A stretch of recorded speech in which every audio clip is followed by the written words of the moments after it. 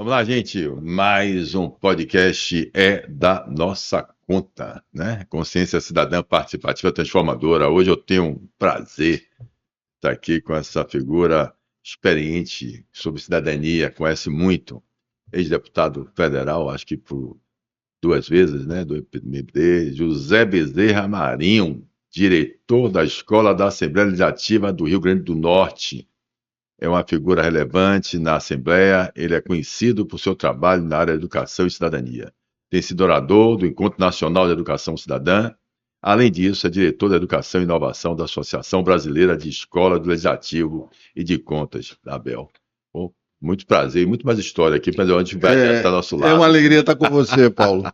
Muito obrigado pelo convite e nos enche de entusiasmo, porque alguém que chega à minha idade e não tiver entusiasmo, está morto, né? Exato. Então precisa ter, e eu fico muito feliz de ouvir o que eu tenho ouvido. Disso, que alguém que seja a nossa idade e não está entusiasmado, está realmente morto, né? já. E a própria palavra entusiasmo, quando você pega etimologicamente, significa ter um Deus dentro de si, ter a força de um Deus.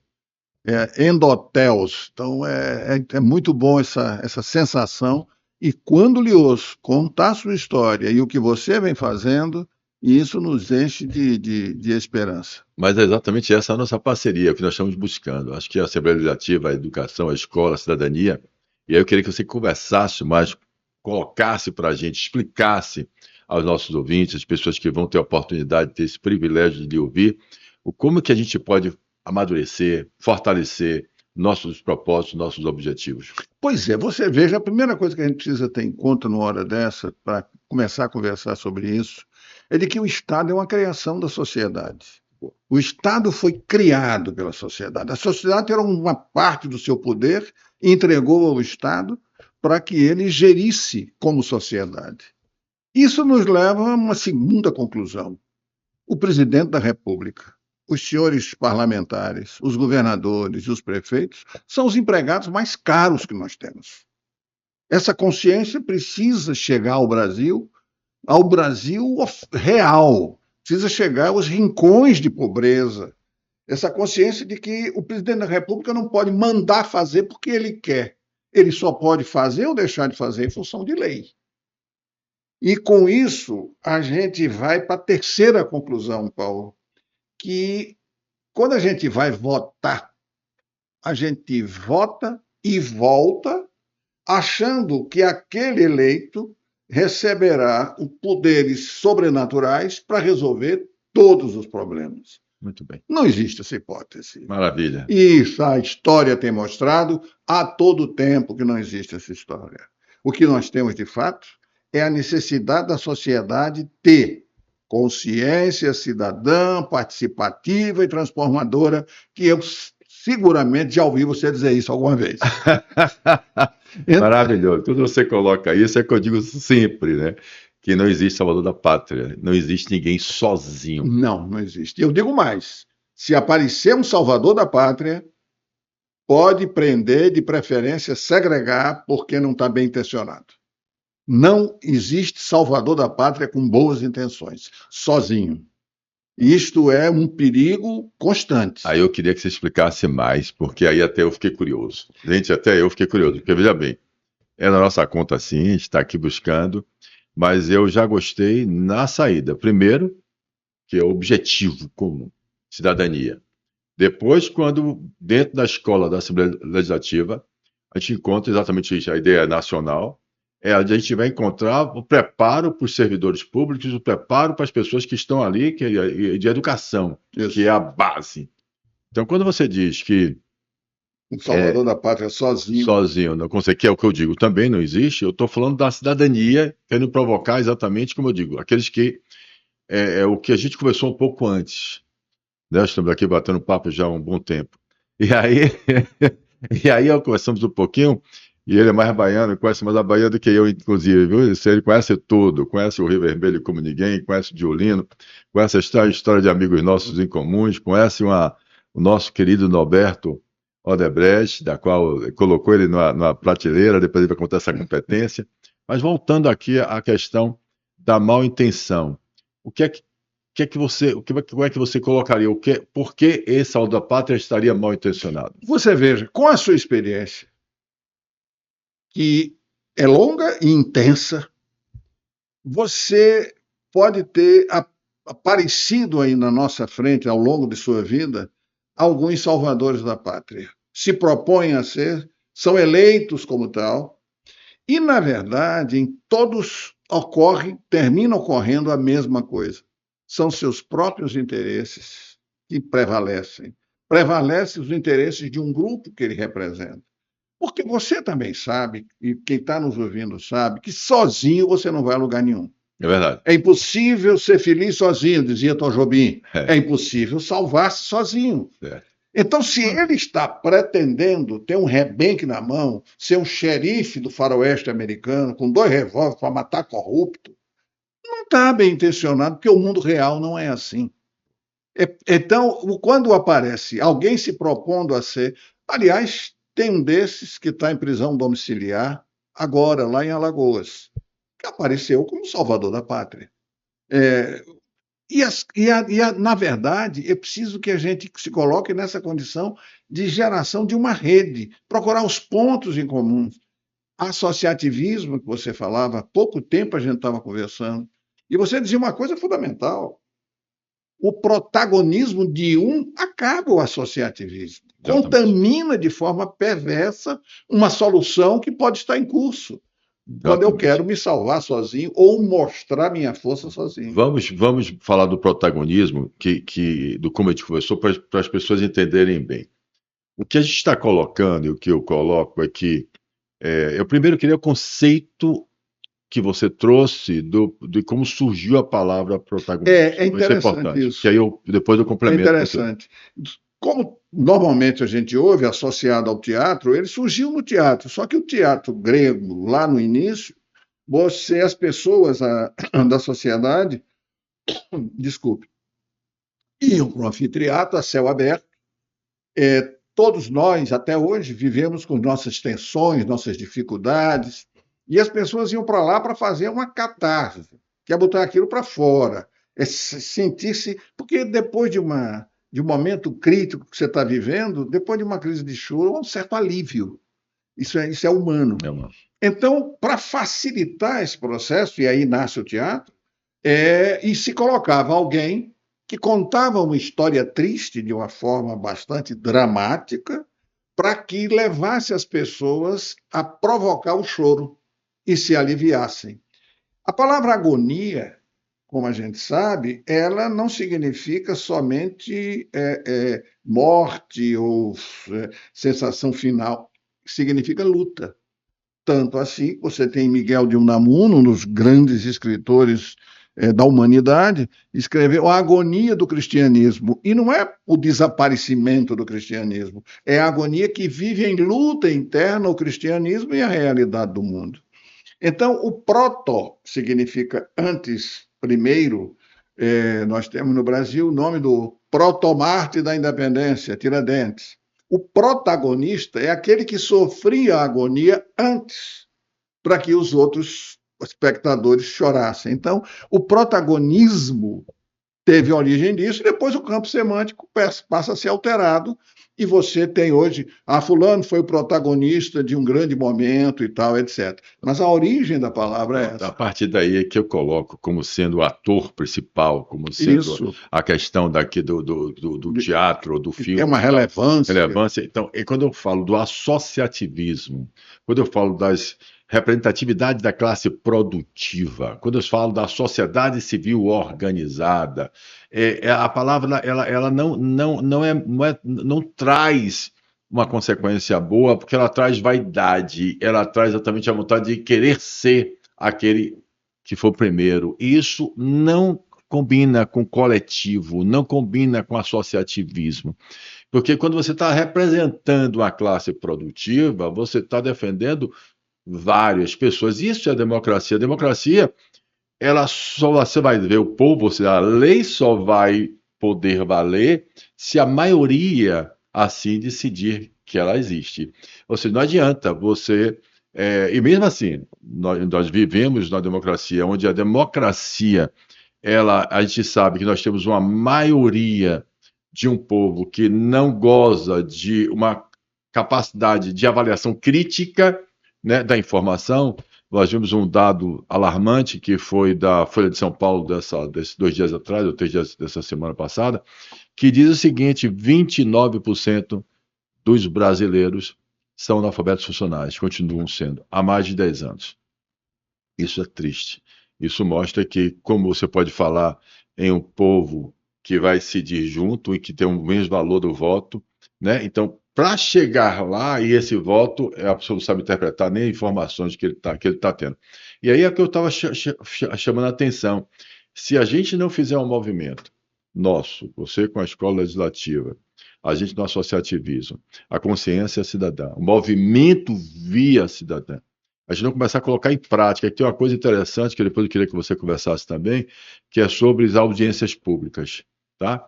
Então, mas deixa eu colocar primeiro qual é a questão aqui, só dessa do que eu chamo de, já que a gente foi lá atrás, da aristocracia, mas não a aristocracia dos nobres e dos poderosos, mas a aristocracia do cidadão comum, que tem capacidade de interpretar, de fazer uma avaliação crítica de uma informação e tem a capacidade de sentir como cidadão como é que ele pode criar o melhor convívio social para que ele viva em paz, que ele tenha progresso, que ele tenha efetivamente bem-estar social, mas que ele consiga viver em segurança também para ele e para a sua família.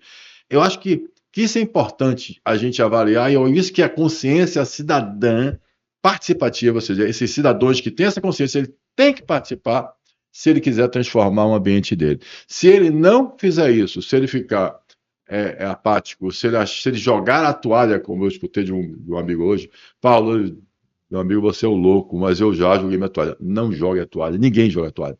Vamos juntos, com inteligência, com estratégia, fazer a transformação que o Brasil necessita, é inadiável, tem que ser agora. Agora, voltando aqui para a nossa conversa, que é essa parceria que a gente criamos, como você disse, não vai ter mais jeito. Não tem mais jeito, não. Estamos juntos. Estamos juntos, né? Essa expressão eu aprendi vivendo com a África. O angolano tem muito disso. Hoje a gente até ouve como uma certa gíria por aqui, estamos juntos. Mas o angolano ele tem isso na pele, estamos juntos. Ele sabe que para sobreviver não pode estar só.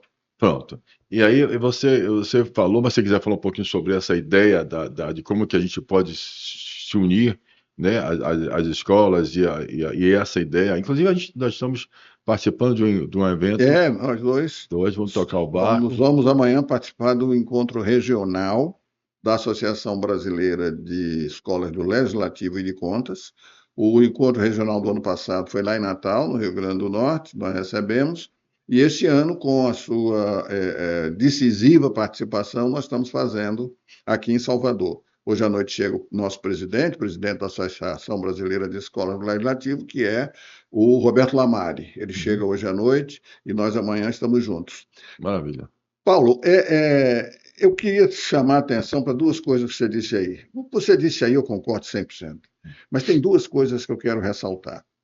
A primeira diz respeito ao fato de que ninguém lê mais nesse país e ninguém lê mais no mundo. Eu vou lhe dar um dado gravíssimo. O estudante high school nos Estados Unidos, hoje, ele lê 60% menos do que o estudante high school em 1957. Ele lê 60% menos. Na medida em que você lê menos, o cérebro ele tem uma plasticidade, porque o cérebro são funções eletroquímicas, mas ele tem uma plasticidade. E você vai fechando os lugares, as sinapses, voltadas para a leitura. Então você começa a ler e cansa no espaço mais ou menos de um Twitter. Porque não dá para você ler mais, você não lê mais do que o Twitter, o cérebro se programa para aquilo ali. E agora chegamos ao número arrasador. Para mim isso é um choque, e eu quero dizer, eu não perco a esperança, porque eu estou junto com um cara muito, muito sabido, que transformou o verbo esperança, transformou a palavra esperança em verbo, esperançar. que temos que ter esperança ativa, esperança atuante. Muito bom essa. Então, aí ficar esperando, não tenho esperança. Faz o quê? Não, por enquanto nada. Nada não, você tem que fazer. Olha o que você fez, olha o que você faz. É isso aí. Então, o que me deixou eu fiquei aterrorizado, mas não tem o efeito paralisante em mim. Já entendi. O seguinte, os livros mais vendidos no Brasil, nos primeiros meses deste ano, foram livros, 2. O primeiro mais vendido e o segundo mais vendido. Foram 2 livros para colorir para adultos. Para colorir? Para colorir para adultos. O terceiro, quarto, quinto, sexto são livros ou para colorir para adultos ou livros sobre religião e fé. Aquela assim de dizer, ame a Deus, dê dinheiro à igreja que você vai ficar milionário. Na verdade, quem disse que eu lhe darei o mundo todo se prostrar e me adorar não foi Jesus Cristo, foi o Satanás. Mas isso está solto por esse Brasil afora. Isso é verdade, é muito atual exatamente essa questão. A gente viu aí agora também um escândalozinho, sei lá, como foi a notícia de pessoas recebendo dinheiro de todos os jeitos vendendo a fé, né? Que passou a ser. E você veja uma coisa, qual foi a grande resistência que o falecido Papa Francisco enfrentou? Foi dentro da igreja daqueles que queriam o protagonismo. Não foi daqueles que estavam querendo, com ele, tornar o mundo mais justo, solidário, equânime e Porque qual é a grande vantagem que eu tenho se entrego a você o protagonismo? A minha responsabilidade desaparece. Você que vai cuidar da minha vida. Paulo, a perfeita segurança é a escravidão. Na escravidão, nem o que eu comer eu tenho que me preocupar. É o cara que me mantém, porque eu sou patrimônio dele. Então é uma coisa terrível eu entregar a minha liberdade. Eu queria que você deixasse bem claro isso, porque a gente sabe como é que é. A comunicação. A comunicação é terrível. Você mesmo falou a questão do canguru, né? Que foi interessante. Então, deixar claro, o que você está colocando como uma coisa terrível, a transferência de responsabilidade. Pois é. Né? Então, você está dizendo assim, no caso da escravidão, é a questão do conforto. O dono do escravo, ele não quer que o escravo se acidente, porque é força de trabalho. Vamos lá.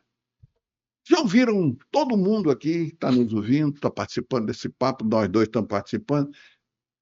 O que é o curral eleitoral? O curral eleitoral é um local que existe nos grotões. Hoje em dia existem currais digitais. Muito bem, muito parecido com o que eu acredito. Muito. Então, nesse curral eleitoral, o dono do curral, ele vacina o filho da eleitora que nasceu, ele alimenta, ele, na hora que está precisando de tirar a carteira de motorista, ele dá o dinheiro, mas a mesma coisa ele faz com o gado. Só que num dia determinado, ele bota o gado dele para o matadouro.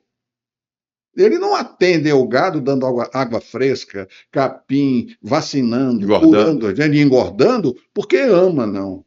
É para ganhar dinheiro. Tá. Esse daqui vacina também, etc., para mandar para o matadouro da urna. Ele apura o que ele investiu 2 anos para a campanha seguinte. Por isso é que nós temos a situação que nós temos. E agora existe esses currais digitais, que são conduzidos por influenciadores que também padecem do mesmo mal. Tem um horror ideológico à leitura. Ler leva você a pensar, e pensar dói. Pensar dói. Você mencionou aí uma coisa que, para mim, é fundamental, que nós que estamos advogando uma reflexão, uma consciência crítica, é o pensamento crítico.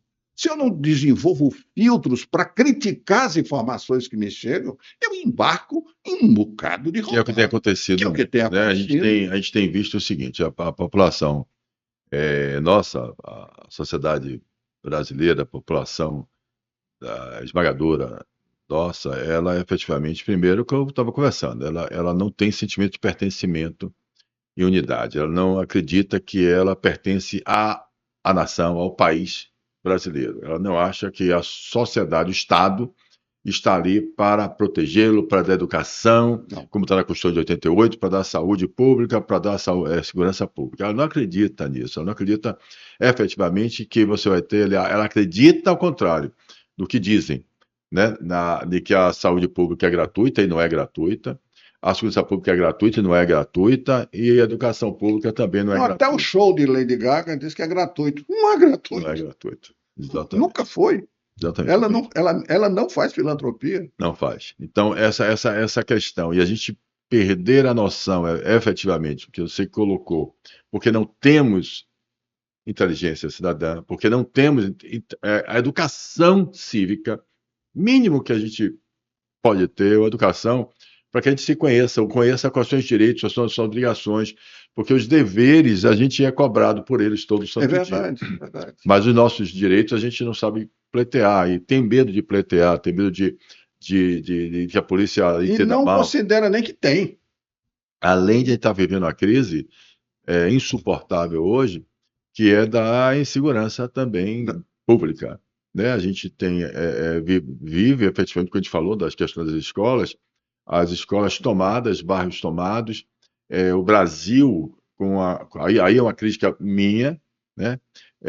O Brasil confundindo o que a gente chama de efetivamente dignidade humana, você proteger o indivíduo, e você então transforma esse indivíduo em vítima da sociedade, né? E a palavra, como você falou, vítima deixa de ser quem foi que assaltou, quem tomou o telefone, quem matou, quem roubou a bicicleta, quem bateu.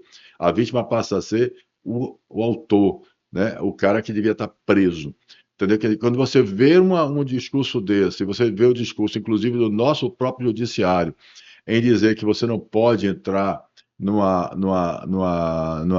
bairro, numa cidade que foi tomado pela facção criminosa, e que a polícia não pode entrar com arma, que ela está proibido de entrar ali, porque ele pode, no confronto, atingir, ou seja, ele que pode atingir um morador. O morador está sendo o tempo todo desrespeitado, como você colocou, que nossos bastidores, que uma pessoa foi fazer um concerto não foi você não, desculpe, estou falando conversando com uma conversa antes de mim, que eu estava atendendo antes de você, que foi exatamente, que ele disse que um parente dele foi fazer no Rio de Janeiro um concerto de uma rede de internet e queimaram ele vivo, né, para que ele não entrasse naquele território.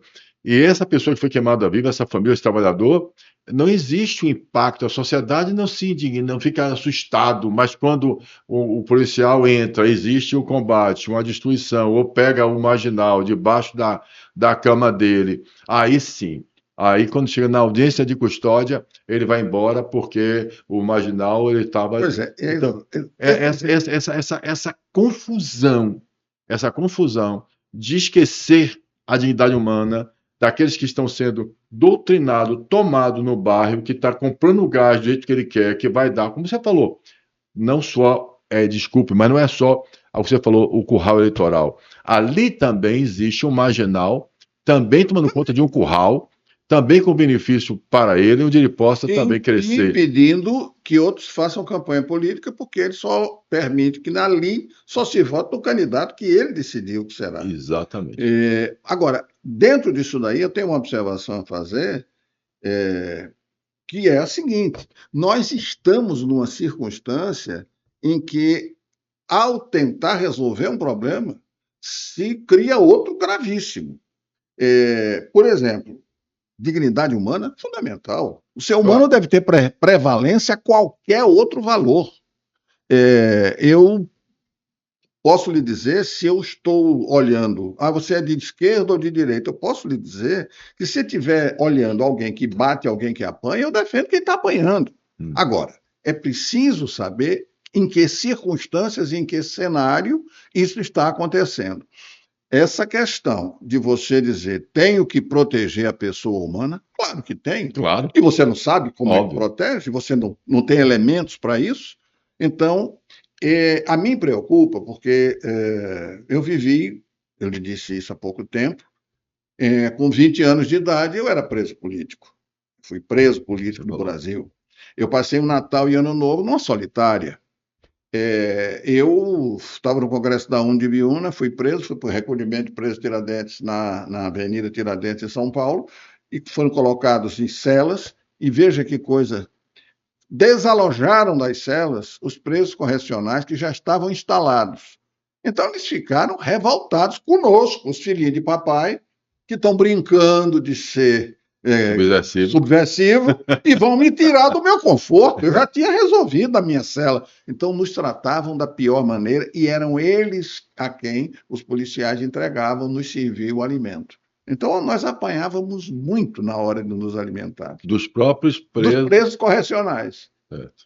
Então, o que eu estou querendo dizer com isso é que não é possível que o agente público, nem o deputado, nem o senador, nem o vereador, ache que está imbuído de um poder maior, ele é superior àquele que o colocou ali, que paga os impostos, que paga o salário dele. Basta que você olhe o pensamento que permeia parte considerável da polícia, porque foram formados assim. Eu acho curioso, porque boa parte de pessoas que se dizem cristãs defendem que bandido bom é bandido morto. E o único santo que você tem certeza que está no céu é um cara que está do lado de Jesus Cristo, porque Jesus Cristo disse a ele: ainda hoje estarás comigo no paraíso. Que era um ladrão terrível. O que é que eu quero dizer com isso? Se você tem lei, se você tem prisão, se você tem agente que lida com os devidos cuidados, você pode prender, espancar, eu entro aí para dizer que não. Mas no marginal não espanca porque é marginal, e você precisa coibir. Claro. Agora, você vê as cenas na internet se sucedem. Para resumir, eu concordo com você, acho que a questão é uma questão de grau de ajuste, mas tudo decorre de uma coisa que Edgar Morin ele chama de alucinação da percepção. E eu vou contar uma história que é curtíssima. É assim, um monitor de um grupo de alcoólatras anônimos estava dando aula e mostrando: olha, gente, isso aqui é água. E aí é água. E aqui é água. Tranquilo, tranquilo, não que não. Eu já até reclamei algumas vezes. E aqui é álcool. Sexta-feira. E aqui é álcool. Pegou um verme com uma pinça, colocou no copo com água. O verme entrou, ficou por ali, se contorceu, colou na parede do vaso e subiu. Ele pegou de volta com a pinça. Isso aqui é água. Agora eu vou botar aqui no álcool. Aí botou. O verme caiu, se contorceu e foi se desfazendo até ficar só aquela poeirinha e acabou. Vocês estão vendo? Chega de falar. Palavras são palavras, mas a evidência está aqui. Qual é a conclusão que vocês chegam depois disso? E o cara lá atrás, alcoólatra, profissional, levantou o braço e disse: quem bebe álcool não tem verme. O que é que isso significa? Eu percebo de acordo com o que eu sou.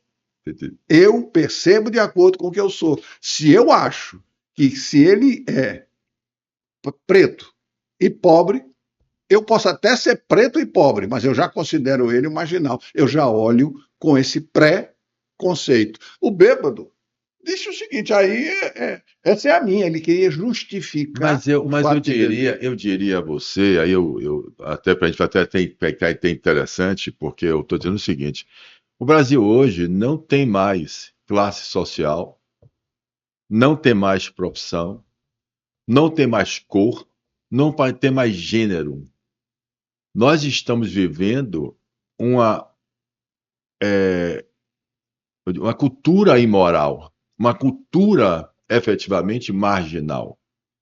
Você veja que a gente está sofrendo agora um assalto, né, de instituições aos aposentados. Eu tenho certeza absoluta certeza, que nenhum governo gostaria de estar vivendo, nenhum governo, não estou falando só do governo do Lula ou do governo do Bolsonaro, não importa, nenhum governo gostaria de estar vivendo um escândalo onde ele, né, está vendo que alguém permitiu ou alguém roubou, Patrocinou o roubo. roubou um aposentado do Brasil. Mas é dinheiro, não é um celular. Então, quando você vai ali, você não está encontrando ali desculpe, um pobre, Não. né? Então, quando você já olha a classe política, a classe empresária, que é a minha classe empresária, os judiciário, infelizmente, meu comigo, Zé, como se fosse, eu não sei de Maranhão, né? Infelizmente, a, a nossa cultura, ela se perdeu achando que a honestidade é ser ingênuo, que a melhor forma de se ganhar dinheiro rápido é, como você falou, é roubando alguém ou tirando, a mamando na teta do Estado, que é o maior contratante hoje do Brasil. Então, a gente tem juiz que vende sentença, empresário que sonega e rouba, empresário que contrabandeia, você tem empresário que compra o roubo da moto e o carro para desmanche, você tem o marginal do celular, ou a facção que controla a internet, posto de gasolina. Nós estamos efetivamente vivendo uma das maiores crises que o Brasil já viveu em relação, não é a questão da segurança pública. A segurança pública é consequência dessa deformidade ética e moral e de conceito que a sociedade começou a conviver. E aí tem uma coisa Você entendeu que eu quero colocar o seguinte, que esses discursos, eu vou explicar, sem querer, eu só estou preocupado é quando fala assim, é porque só a classe pobre, só a classe... Meu amigo... O que eu estou dizendo aí é um preconceito, é como dizer que todo político é ladrão. Não é. Como todo empresário, eu sou negador. Como todo empresário, eu sou negador. Está errado. E com isso eu quero dizer uma coisa, eu estava dando uma palestra em Brasília, tinham 35 instituições diferentes representadas. E quando eu disse que a melhor forma de você fazer um bom negócio é fazer de forma ética, e aí eu faço questão de dizer o que eu disse lá. Eu acho um absurdo se falar em ética nos negócios. Você tem que ser ético na vida. Se você não for ético na vida, você não será no negócio. Aqui eu sou ético, aqui eu deixo de ser. Isso não existe. Quando eu disse que ética era fundamental para isso, é uma forma da gente poder viver em sociedade de uma maneira decente, no mínimo, além de justa, alguém me disse, professor, então o senhor está dizendo o seguinte, esse negócio de ética, além de dar trabalho, mas vale a pena, né? Quer dizer, o cara não entendia. Ele não podia, ele achou que ética era uma coisa a mais que ele ia ter que fazer, que ia restringir os seus negócios, mas que ele estava obrigado a fazer. Então, essa é uma parte da questão. Agora, a outra, que para mim é a mais grave, é que as organizações sempre acharam que a sociedade podia ter dirigentes corruptos. Iam lá e corrompiam. Mas elas não tinham. Elas não tinham. De repente, descobriram que dentro delas tem, mas a dar com o pau. Exatamente. Então, isto foi um choque e provavelmente mudou o modelo mental, porque eu tenho que ter cuidado agora com minha turma aqui dentro. A sociedade pode ter dirigentes corruptos, mas minha empresa não teria. Então, como você vê, tudo que nós conversamos, aonde concordamos, aonde tivemos pontos de vista diferentes, chega a um ponto. Nós vivemos uma policrise, multicrise, você disse muito bem. Não é uma crise de uma área de outra, ela é política, ela é de saúde. Covid foi uma crise social, ela não foi nem de saúde nem econômica, foi uma crise social que ela já vinha e foi agudizada durante a Covid. Então, é uma policrise e é o que se chama problema complexo. Não é resolvendo um que você resolve o resto. Você tem que atuar em várias frentes. Falando nisso, como é que a gente, a Associação Comercial, o associativismo, a Fundação Paulo Cavalcante, o Movimento Via Cidadã e a nossa Assembleia, como a gente pode dar uma esperança ao nosso telespectador, como é que a gente vai agir para que a gente possa levar mais essa consciência, levar mais essa mensagem, não é só mensagem, atitude. Precisa de atitude no Brasil. Atitude de mais gente agregada. Como diz assim, Paulo, você é um louco, inocente, infantil. Eu preciso de mais louco, inocente e infantis junto com a gente. A gente precisa É que a verdade. gente continue achando mais pessoas que efetivamente acreditem que a gente que pode transformar a nossa nação e é melhor para todos nós. Assim. O que é que a gente pode pensar em fazer? Como é que toca o barco? A primeira resposta que eu tenho para isso é que as pessoas conheçam isso aqui.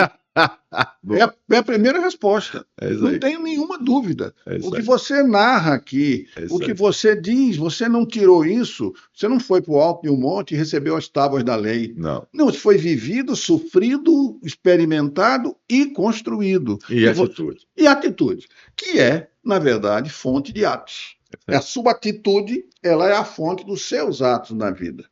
Primeira coisa, ter consciência política, etc. A segunda coisa é que a Constituição de 88, ela abriu o parlamento. Estava conversando sobre isso há pouco tempo. O parlamento era fechado. Boa. Minha geração passou, eu fui secretário de Estado 2 vezes, em governos diferentes, fui deputado federal e posso dizer que o parlamento era fechado. Hoje, essa instituição que todos vocês estão vendo aí de audiência pública, isso é uma inovação extraordinária, o parlamento aberto.